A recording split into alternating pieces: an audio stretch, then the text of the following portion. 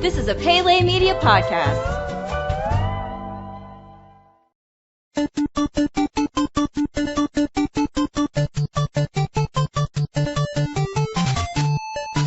Welcome back to Goonies Minute, everybody. Goonies Minute is the fan podcast where we carefully explore the movie Goonies minute by minute.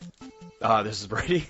And this is Chris. And we're here to bring you minute number 89 of the Goonies. Chris, how you doing? I'm doing well. It seems like it's been a long week for you. It sounds like it, yeah. Let's get into minute number 89. Let's do it. In the previous minute, Mikey cautiously explored a horrific scene which involved several skeleton pirates seemingly killed in battle. They all sat at a table covered in treasure. At the head of the table sat the skeleton of One-Eyed Willie. As the minute ended, Mikey made his way over to Willie and introduced himself. At minute 89, Mikey seems to have taken a new attitude towards Willie. He speaks of all that they have in common and tells Willie that he was the first Goonie. At that moment, Mikey becomes aware that the rest of the Goonies are standing at the far end of the room. He asks how long they had been standing there. Bran responds with, "Long enough, Mikey. Long enough." Each of the Goonies begin to walk into the room and witness the treasure in front of them. They have finally reached the end of their trek. And thus ends minute 89 of the Goonies.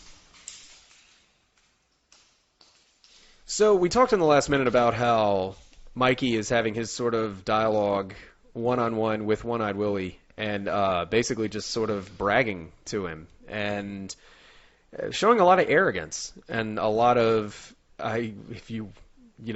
just borderline sociopathic behavior in talking to him. And right at the end of the minute, he reached up to take the eye patch off of Willie, and the minute ended right then.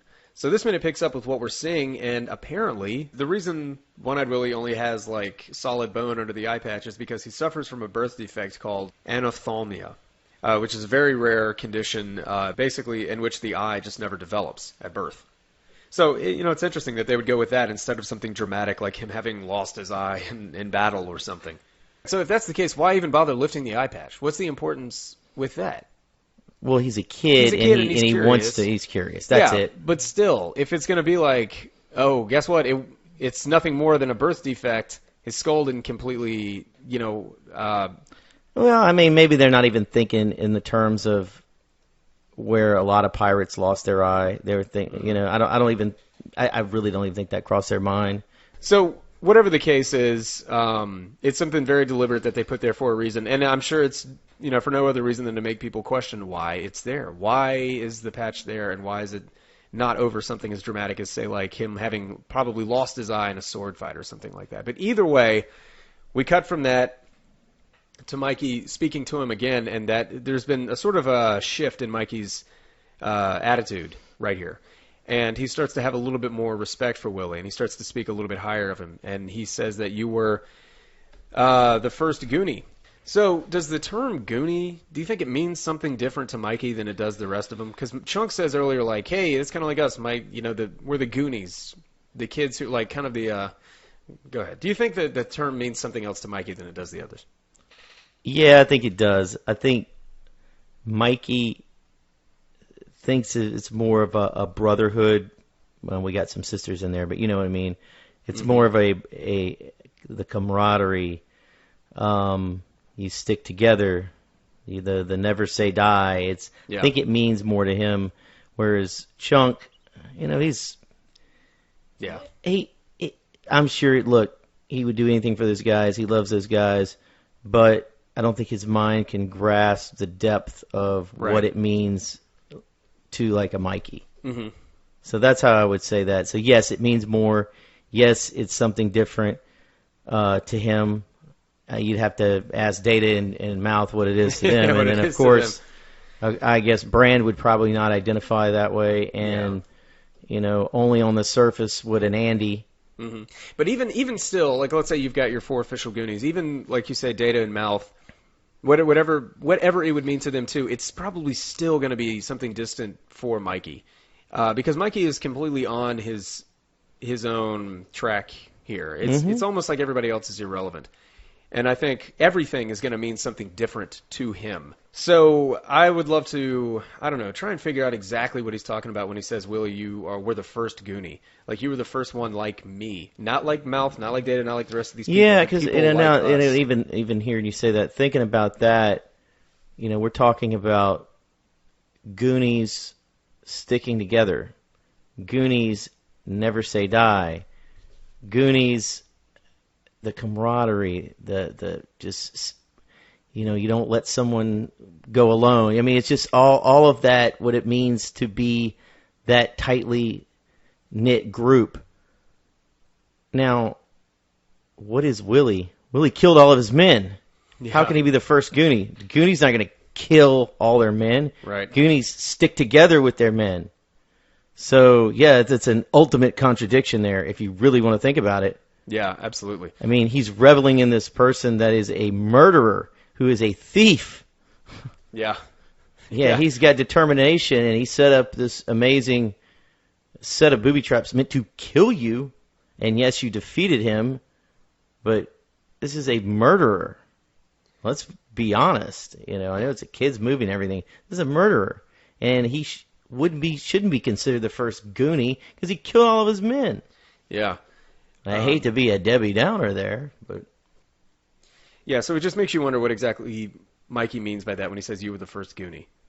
Is there's so much more? Evidently, there's so much more here to Mikey Walsh and his psyche than we have seen so far. And I never realized it. Yeah, I didn't realize it until taking notes for this minute. Do you think that he finds... Okay, Mikey was willing to... He put all of his friends' lives on the line in order to get here.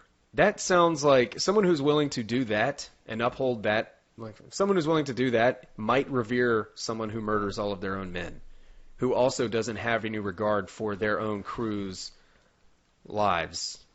It's kind of a stretch, but you see where I'm going? Yeah, no, I see what you're going. I think Mikey might, deep down inside, think like all of my friends are expendable. The only thing that matters is the quest. This is an interesting way you're putting it. And Willie is kind of saying all of my men are expendable. This is an interesting way you're putting it because Mikey did put the lives of his friends in danger. They did try to escape. They did try to escape. There were ways out, and he manipulated them to continue. He lied to continue. Yeah. And like we said yesterday... Maybe he's a kid and he didn't necessarily come out right out and kill him, but he certainly was not looking out for them. He was looking out for himself and his number one goal when the other ones did not have the fervor like he did to go forward. I think that's a word. Yeah. Yeah, no, absolutely. And it makes you, So it almost makes you wonder. That's interesting. That's good. I Yeah. like getting into some more. It's just, okay, Right. I get that. So I'm wondering, basically, if, when he says you were the first Goonie, if the term Goonie... It definitely means something different to him, because to me and to the other ones, Goonies, I would think, and I thought it meant to him, like, everybody sticks together. Yeah, but I think it's... But then again, it could be like, Mikey's like, everyone stick together and do what I want them to do, and tough if you don't want to do that, and if you die trying, so be it. So be it. Yeah. But this is we have one goal. You can look at it this way. We have one goal, and we stop at nothing to get to that goal, even if it means somebody falling along the wayside along the way. Yeah. You look at it that way. Absolutely. I think that's what's going on. So I'm wondering if, for him, Goonie is almost like a class of people that, like, very few people fall into that class, into that category. And I guess it's just whatever he and Willie are, whatever this is that they share, which is not a good trait. No. Mikey Walsh is not going to grow up to be a good person, and definitely not like I was talking yesterday. I don't really want to see a sequel about him because it would kind of break the conceit of everything that we're seeing set up here in this dialogue between him and Willie. Yeah, we don't really need to see a fat Rudy with a bad job. We don't need to see Samwise Gamgee. So, anyway, that's an interesting topic that I would hope some of the listeners would go and try and explore themselves. Because, it's interesting. Now, Mikey says, I made it here in one piece, and then I think he whispers, sort of. No, yeah, last minute. He says, "Oh yeah." And I couldn't hear what he said at first. I really had to. Yeah, you got to put your ear to that. You got to put your ear to, or just turn the captions on. But anyway, That's cheating. That's cheating. Then there's some candlelight that comes into the room, and we cut over and see that the rest of the Goonies have now entered the same room, and they're just sort of there, letting their friend have his moment. And Mikey says, how long have you guys been standing there? And there's a close-up of Brand saying, very dramatically, long enough, Mikey, long enough. I don't know that Brand is saying, I've been sitting here long enough to watch you make your little speech. I think he's saying, like, I've been long enough to see that everything that's been so important to you was for a reason. He's like, I've seen you doing all this long enough now to know. Now I know. Now I understand, who you are. And when I'm pushing you around at the house at the beginning of the movie and seemingly don't understand or don't connect with you, now I understand what that reason is, and I see the person that you are. Yeah, I believe that. And that's a sibling thing. And like we've seen throughout this movie, they do a really good job of portraying the sibling relationship, the relationship between the two brothers, and make it very interesting. And Brand, who is someone who has never been able to lead, as we've gone over, who's never really had the strength that his little brother has. What's that like? It's just an interesting line, an interesting moment. I thought what's interesting is when he asked Willie to say hi to him. It's like he's kind of in a weird place right now. Yeah, and he's like crazed. It's almost like controlled, crazed. Yeah. And okay, we look at it and we say, like, okay, that's funny. He's saying, hey, say hi, Willie, whatever. But you could also, the way that we're looking and dissecting the scene and the way that we're seeing Mikey now, it's not out of the realm of possibility to think that he is actually thinking he's communicating with the skeleton. Right. There's probably a conversation going on in his own mind between these two things. One of them being an inanimate object. Yeah, exactly. Yeah. And so Mikey Walsh is a little crazy. But, yeah, so the Goonies, they see Mikey and they see him in this element. They see the truth now. Brand is saying, been standing here long enough to see that everything you have been talking about is true. And there's validation to everything that you've been saying since the attic. I want to know where they got those perfect candles and how they all got up there. Yep. So let's see. They still haven't gone through that dynamite yet, have they? Because they had the bag full of candles. No, they had. But I swear I thought they were lit earlier. But I guess they weren't. You just saw them. But I don't remember them having candles in there. I just remember the dynamite. But I think it was like dynamite mixed with... I don't know. That's weird. Yeah.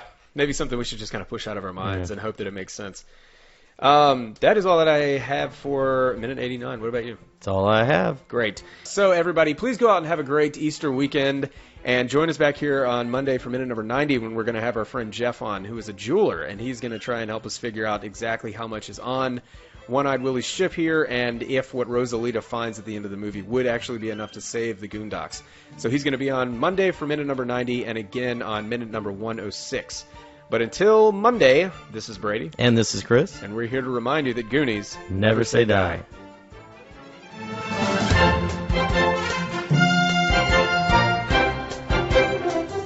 Goonies Minute is a fan-supported podcast.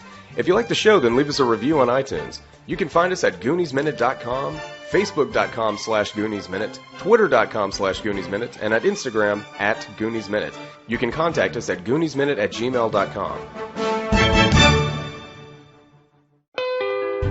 You've been listening to a Pele Media podcast. For premium content and exclusive podcasts, visit us at patreon.com/Pele Media. Check us out on Facebook at facebook.com/Pele Media and follow us on Twitter at twitter.com/Pele Media.